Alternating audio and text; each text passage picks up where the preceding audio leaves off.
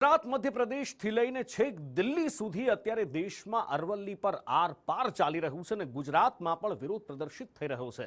દિલ્હીથી જે એક આદેશ આવ્યો કે 100 મીટરથી નીચા પહાડ અરવલ્લી નહીં ગણી શકાય, એના પર ઘણી બધી સ્પષ્ટતાઓ પણ કરવામાં આવી, પણ હજી પણ લોકોને ભરોસો કદાચ નથી બેસી રહ્યો। એટલે જ ભિલોડામાં સામાજિક સંસ્થાઓ ભેગી થઈ અરવલ્લી બચાવો રેલી કાઢી, જેમાં આદિવાસી સમાજ અને કોંગ્રેસના આગેવાનો પણ મોટી સંખ્યામાં જોડાયા। આ રેલી મામલતદાર કચેરી પહોંચી હતી અને પર્યાવરણ તેમજ ખેતીને બચાવવા માટે આવેદનપત્ર આપવામાં આવ્યું છે। પક્ષાપક્ષીથી દૂર રહી અરવલ્લી બચાવવા કોંગ્રેસે આહવાન કર્યું છે અને 100 મીટરની મર્યાદાના નિયમને રદ કરવાની માંગ કરી છે।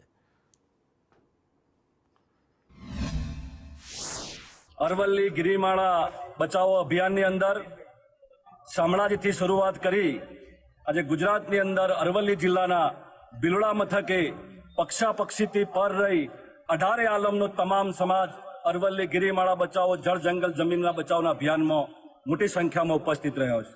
પહાડી વિસ્તારોમાં કોઈ પણ સમાજના માણસો રહેતા હોય, સર્વે સમાજ ભેગા થઈ આજે અમે આ આવેદનપત્ર આપ્યું છે અને સરકારશ્રીને, ગુજરાત સરકારને કહીએ છીએ આ ખનન બંધ કરાવે અને અહીંયા જે રીતે વસ્તી શાંતિથી જીવન જીવે છે એ જીવા દે, નહીં તો આવનારા સમયમાં અમે ઉગ્ર આંદોલન કરીશું। જ્યાં સુધી આ 100 મીટરની જે મર્યાદા છે એ જ્યાં સુધી નહીં હટાવવામાં આવે ત્યાં સુધી આ આંદોલન અગાઉના સમયમાં ચાલુ રહેશે।